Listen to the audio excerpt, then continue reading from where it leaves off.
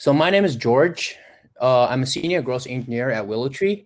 So in the past years, I've been building growth stack technologies with streaming services, fitness, co-working spaces, fast food restaurants, online banking, and other industries.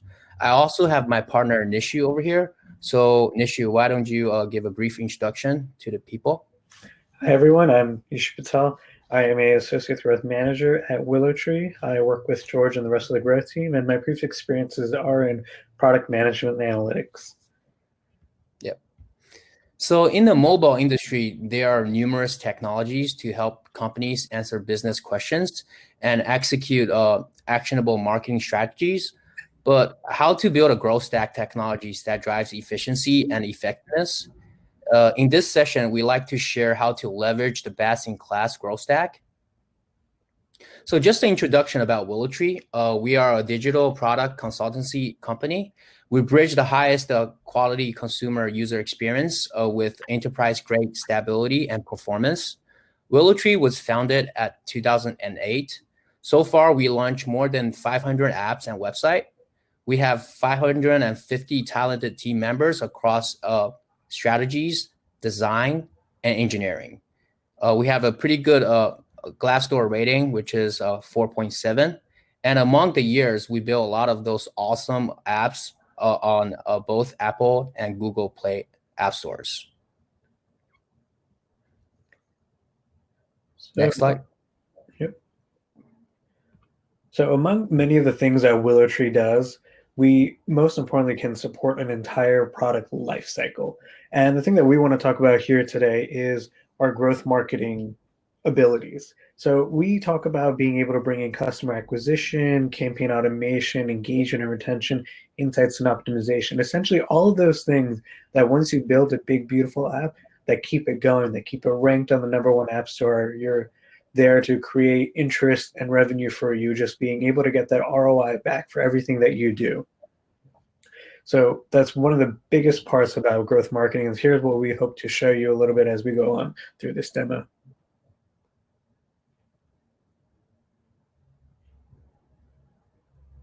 So nowadays, each company has so much data about their customers. It can come from their user experience data from both app and web, and also as data from Facebook or Google, geolocation data, as well as some other operational data.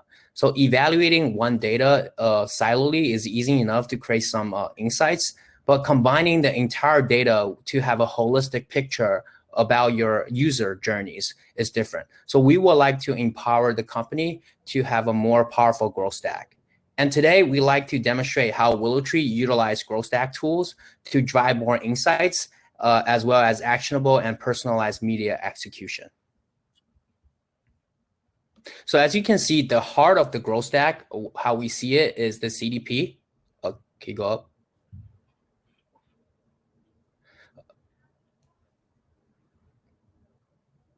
So CDP gathers seamless data for data collection, organizing data, and forward data to SaaS tools for marketing execution. With a good foundation CDP setup, it will integrate with all SaaS tools in product analytics, customer engagement, attribution and deep linking, geofencing technologies, data warehousing, and all other BI tools. CDP improves flexibility, efficiency, and effectiveness in integrating with all SaaS tools. So over the past years, we have been working with different partners. So it is very important to know these important partners in the company in the mobile industry. We are extremely happy to use these tools to continue helping companies to building a growth stack technologies. These technologies are not only consistently improving their own features, but also improving their integrations within the growth stack. Building a growth stack will have a clear picture about where your customers are coming from, how your customers engage with your app, how to personalize your message in the right time, and how to optimize your message in real time within the user journey. Eventually drives a customer lifetime value for ROI, which is the next slide you will see.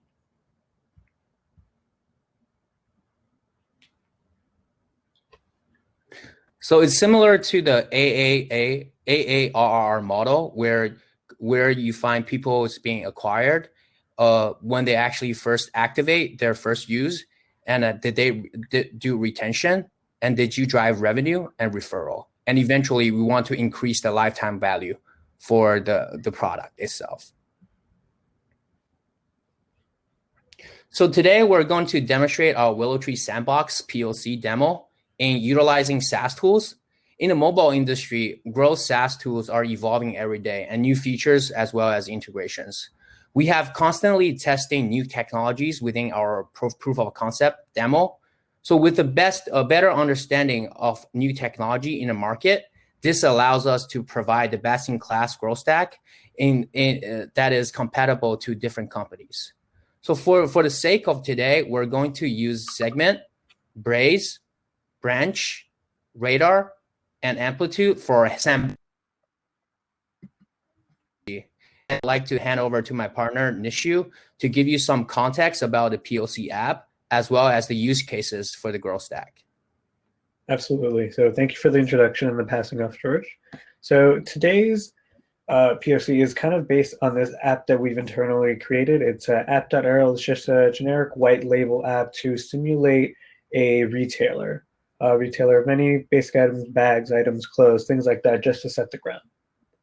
So one of the things that we wanted to talk about is how to utilize these tools in specific business use cases. So in this case, we have our app and we have our users. In this case, the user for today will include myself.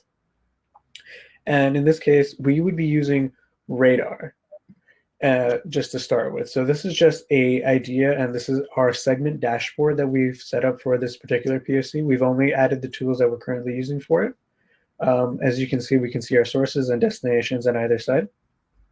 So for the app, we've got a user base that has tracking enabled. So in this case, this is user-approved tracking. And we want to go right here into our segment audiences to replicate that. So in our segment audiences, we've created a segment audience that goes ahead and tracks people who have entered. Is this screen not big enough for you guys?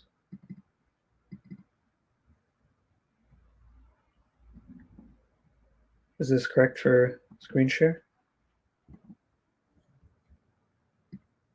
You're good to go right now. Okay, gotcha. Just wanted to make sure you guys can see what I'm doing. Awesome. So within this audience, we can set up specific parameters of what kind of people that we want that we can collect their data from and send that audience directly to Braze. So we've entered that we want people who've entered at least one time have entered target. So if we go back to our overview of the audience in the segment dashboard, we see there is one user in this audience. That would be myself in this case. We have their email and their user ID as their identifiers that we've picked up through organic use of the app and information collection. And we can see that their destination is Braze. So say we have the ability to go into Braze and send them a push notification when we know that they've entered our competitor's store. So in this case, we know that they've entered Target. So what I'm going to do is go ahead and edit our Braze campaign here. It's titled as such for the demo for today. And we go down here and see how we've leveraged liquid syntax within Braze to provide that personalization. So, hey, first name, if it's not available, the default is there. If you love going to Target, you love going to Target with one of our bags. And within that push message, we've actually implemented a branch deferred deep link right in here. So what that does is allows us to provide a seamless user experience from when they click on our push notification to the exact content that they deserve to see.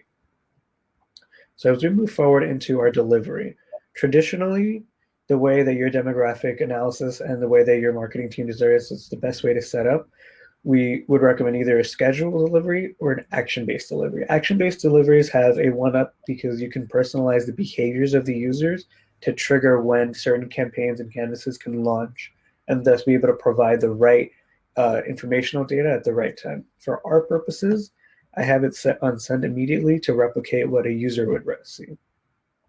So as we scroll down, we pass through, and most importantly, remember that audience that we were able to create in segment?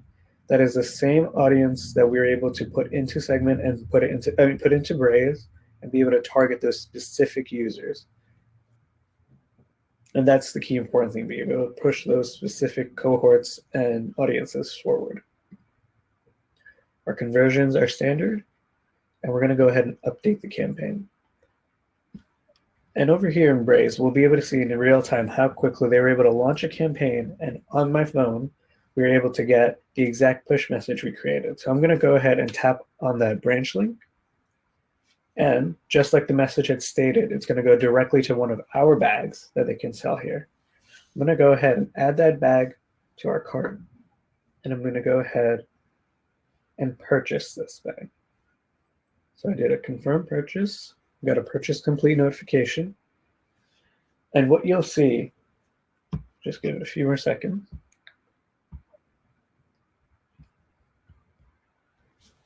We have a push notification set up for an automatic promo code of 30% for anyone to reach because they're a new user for a purchase. And then right after that, here is our email campaign, also through Braze specifically.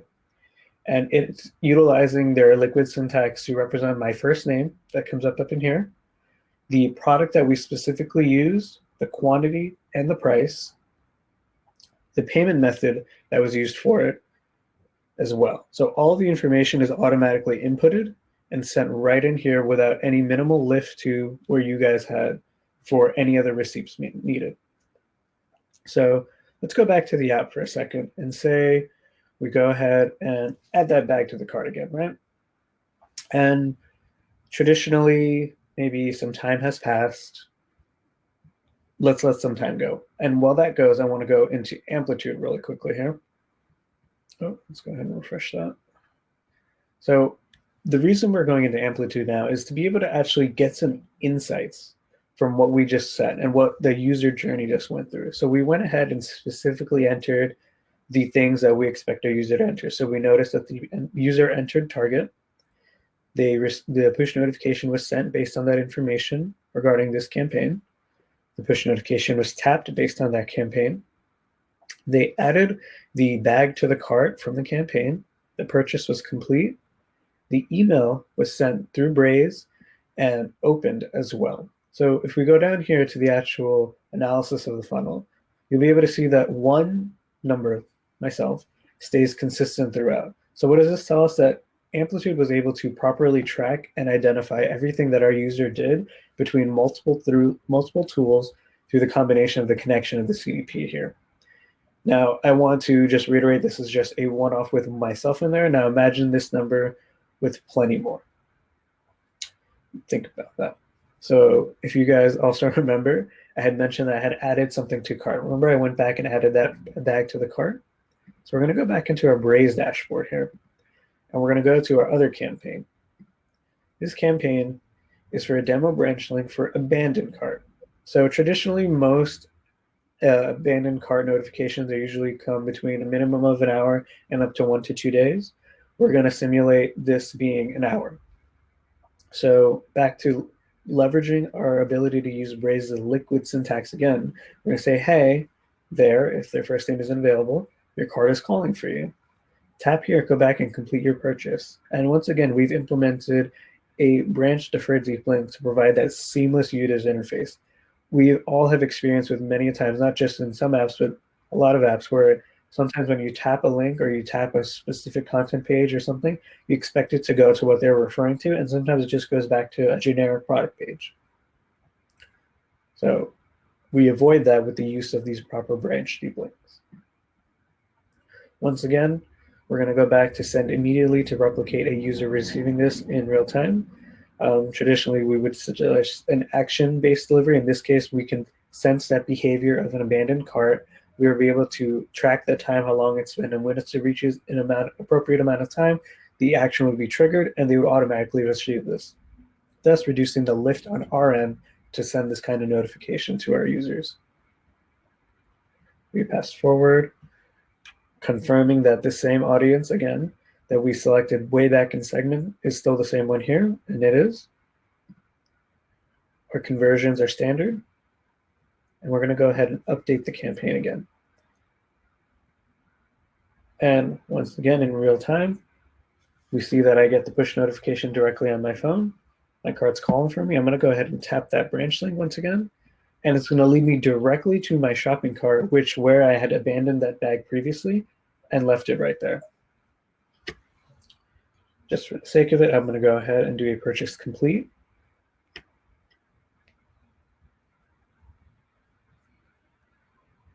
And we're going to see that even though this purchase complete has now gone through, and as you can see in the Braze dashboard, that we're recording everything that's being sent as well. So all this information is going back and forth. Here's our receipt once again. And then we're going to go back into Amplitude here to replicate that funnel as well. So once again, they had added it to the cart. They received a push notification based on an abandoned link campaign. They tapped that shopping cart link and did a purchase complete. And once again, we see it all the way through in Amplitude. Now, one of the highlights that we wanted to make here in Amplitude is right now you're seeing full charts due to one person being there. That is myself. Wanted to show you what something like that would look elsewhere. So we're going to go ahead and refresh that page. And for this instance, I just put application open and then follow the same funnel analysis and path that the previous use case was. So going through here, we notice that it goes down from 2 to 1 to 1 to 1. But this right here striped box is the ability to take those people that have been dropped off from the previous step into the other. So if we click on Amplitude as well, we're able to see their user path, what users they were, ability to create a cohort. All of this is usable to go ahead and create specific targeted remarketing campaigns to make sure whatever people that we've lost amongst the conversion have a second opportunity to come and bring them back into the fold. And it's an excellent opportunity to pass this cohort into something back into Braze and A/B test certain types of transactional emails, marketing emails, pushes, notifications, and figure out what is going to be working best for you and your user base to bring that back in and make your conversions go higher overall. And so I just want to bring that back into the general overview of how all this comes together. We have the CDP as our source of truth. It's in the foundation. It's being able to connect all of our tools together and being able to feed data from Radar, Braze, Branch, Amplitude, and bring it all together so that all this data is flowing fluidly between all of those. So it's much easier to grab your insights and make sure that your data is trustworthy and clean. And beyond that, we can see over here as well, we also have our data warehouse stored. So not only can you take this data and be able to put historical data away month after month, year after year, but as time goes, you'll be able to go back to that clean, multi-faceted connected data year over year and see what kind of real insights you're developing over the thing and really see some trends come through. So that was the end of the live demo for now. I'm going to go ahead and pass it back to George here. I'm going to take it over. Okay.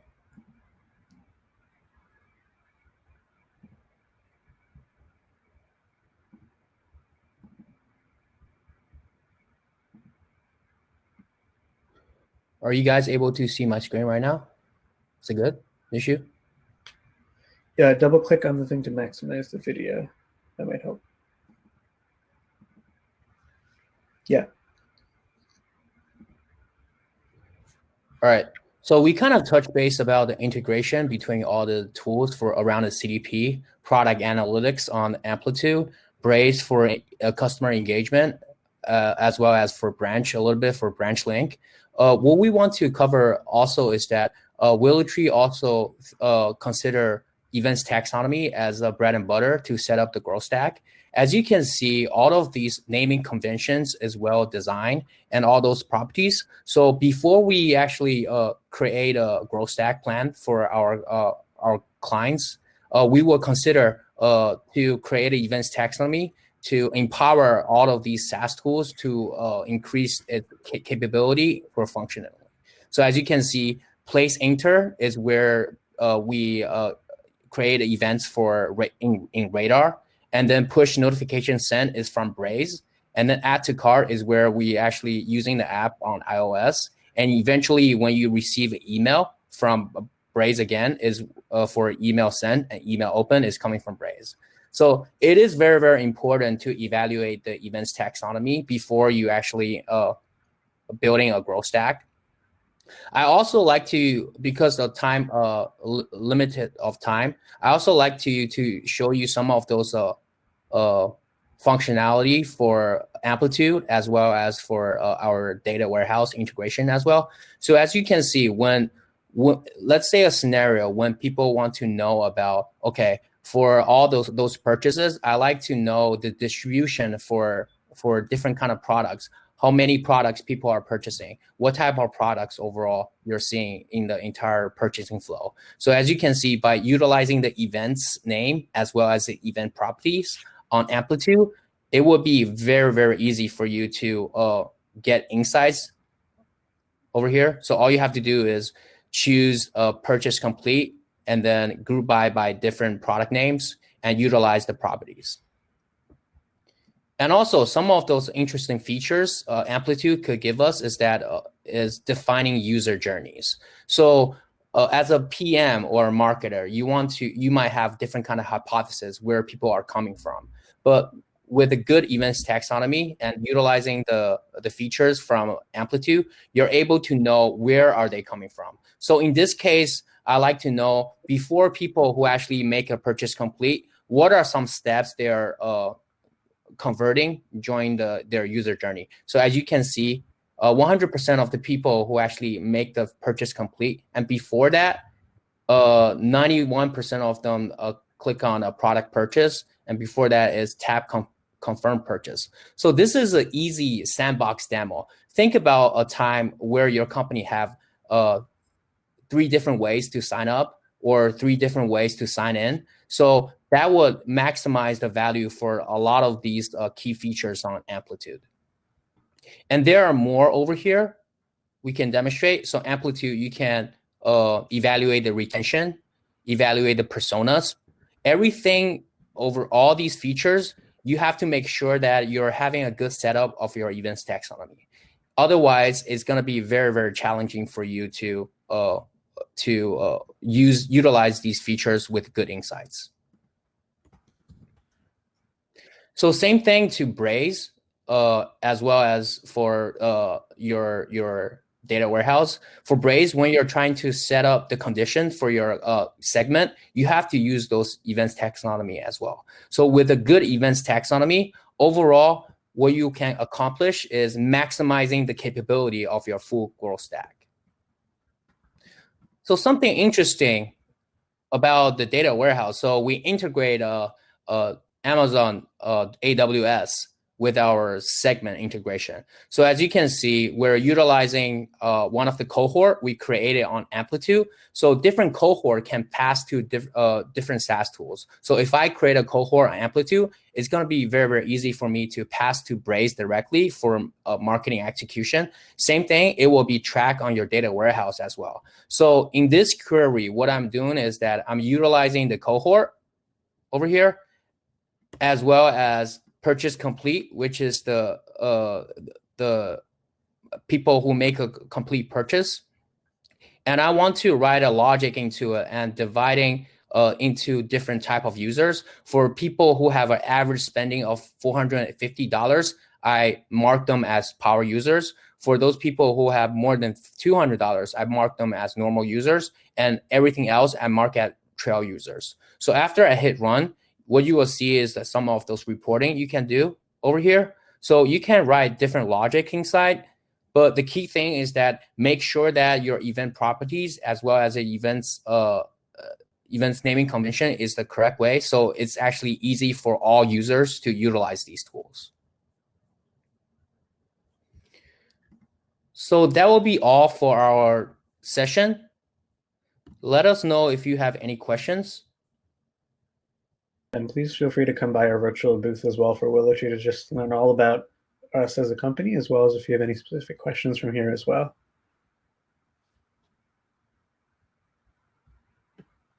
We'll still be active in the chat as well if we're not on the screen as well. Thank you guys for coming.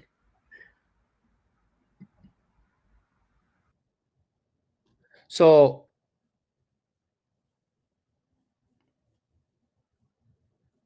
I'll answer the first question about the taxonomy. So when you think about taxonomy, is tracking the what products is being activated. So let's say people are clicking on different buttons. So that's the events that's actually being tracked. And the second thing is that under different events, you might have different properties. Let's say if you want to click on a sign up event, within the sign up event, you want to track different enrichment informations, like where did you sign up and what time did you sign up? What type of user are you? So you have to define the structure of the events taxonomy for different actions. And eventually these events taxonomy will empower different tools. I'll go ahead and answer the next question as well. Mohit asked about Braze versus Mixpanel for mobile marketing. It's whatever it works best for your particular product use or a SaaS tool or SaaS app that you may provide. It depends all on a use case basis here.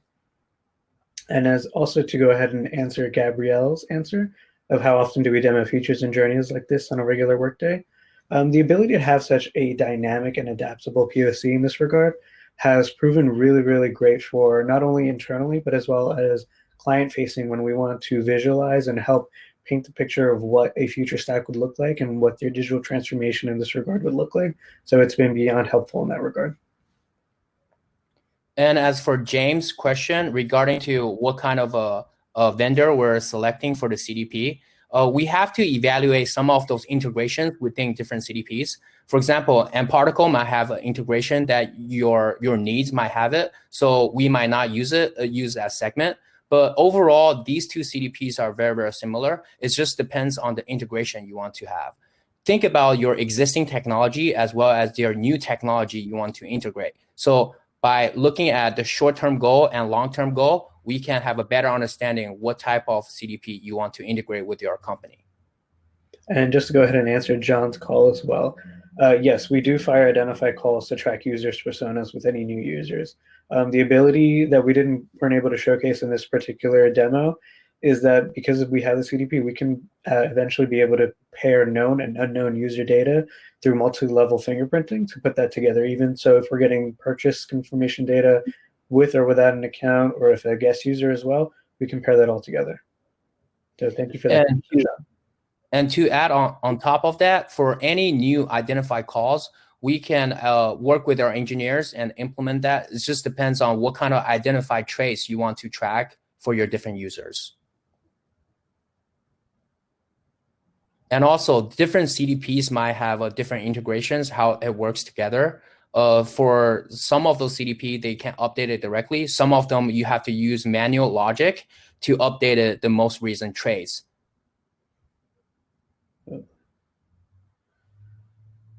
So we can send identify calls on the server side. It depends. If we have access to both backend and front end, we can send calls this way. It depends all upon how the architecture for the overall thing is set up. So to answer Ailey's question about starting a good naming convention, so a good naming convention is starting with the verb and the object. So let's say tab something, right? But for some milestone events for sign up, because it's only having one sign up naming convention, you can just say sign up, right? But for purchase complete also, you can just say purchase complete. But there might be different actions within your different with their apps. You don't have that specific name for it. So our recommendation is that overall just use a verb in the beginning and with the objective in the end. Jillian, do all these tools require SDKs? Yes. At least starting out, you want your CDP to have an SDK. But in this case, our Amplitude integration, we're able to set up directly with our API keys. So this all goes back to having a proper event taxonomy that even though we don't need to have Amplitude directly integrated with their SDK in our app, we're able to get the right and proper data through the CDP. And also, Ailey, I just want to ask something about the importance of the events taxonomy. So basically, you want to utilize your properties for all the events. Otherwise, it will create a mess for your entire growth stack. For example, let's say if you have multiple sign up, you have 3 sign up locations, right? So for your property, you want to have a location. So let's say a sign up event, you can sign up in your navigation bar, you can sign up in your guest page or some others. So making sure that you totally understand the fully design of your product and then start making the events taxonomy for your product.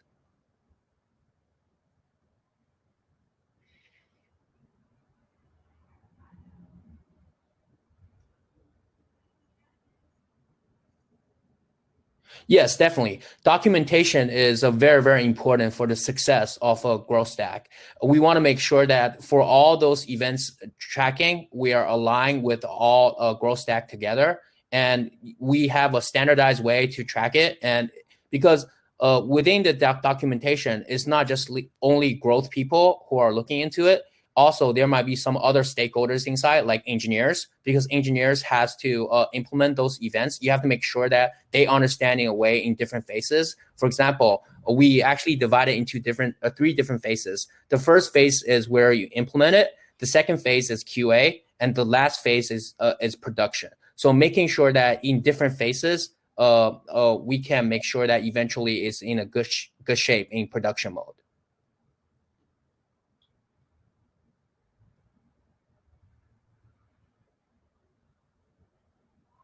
Yes, the event name is the same. So to give you a better understanding of why we're doing this is that, first of all, you're saving more engineering resources. So instead of tagging 3 times, now you're only tagged 1 time.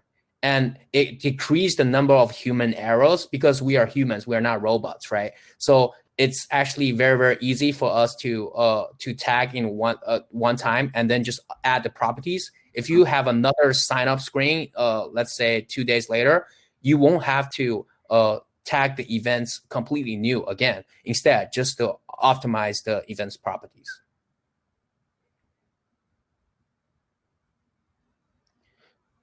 What's better for personalization, segmentation, analytics within app? So think about this. When you look at a growth stack, what you do is that think about the hub, which is the CDP. A CDP is where you actually loading the data to your hub, eventually making them unify in a way that all the users in the same page with the different data and pipeline to different SaaS tools.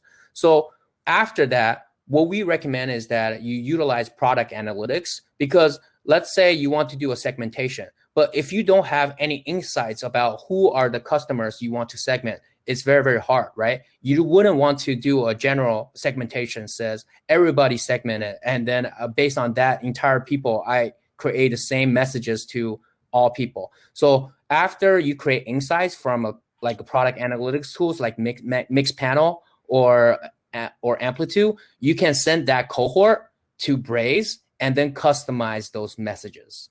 That will be very easier. And also, it will create more relevancy about the message you're sending within the right time and right location.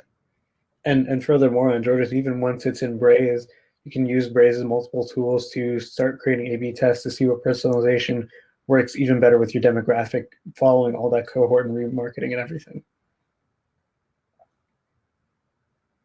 To answer your question, without a CDP, we could use offline CRM data for customer attributes. I'm kind of confused about this question, but my understanding is that when we have a CDP, the CDP is a hub to have all data integrated with each other. So without a CDP, it's just I think it's just a one-to-one tool connection. So it's depending on the structure of your company, what type of CRM tool you're using, and how does it pipeline the data. So there might be a third-party data pipeline company to integrate your tool. But in sum, CDP is the easiest way nowadays in the trend fashion. You can integrate them very, very easily. And Jillian, to answer your Firebase question, we had initially started out when we wanted to just take a look at how Firebase does their analytics, and simultaneously we also use Firebase to hold parts of the apps, like some of the pictures and things like that are hosted through Firebase. So it was there as a building block, but we've explored it and moved on. Yeah, but Firebase, we have used Firebase. I have used Firebase a lot. It's a free tool. It does really have a lot of limitation compared to any other analytics tool. So I think I recommend you to look at all those analytics tool together and then see what are the pros and cons for it. Obviously, free are not really free. I think there are a lot of limitation as well. Yeah, we definitely found it was much easier to gain actionable insights using other analytics tools. So Firebase was a great place to start. Google Analytics, being the upgraded version of it, is still excellent, but definitely ran into a bunch of limitations in regards to that. Yes, cross-platform is a big challenge. Let us know if you have any other questions. Otherwise, you can add us on LinkedIn or contact WillowTree for any help or anything. Yep, and feel free to stop by our virtual booth. George and I will be there, as well as many, many other members of WillowTree, to come in. We can have a great conversation. Thank you, Jillian. We look forward to it. Thank you.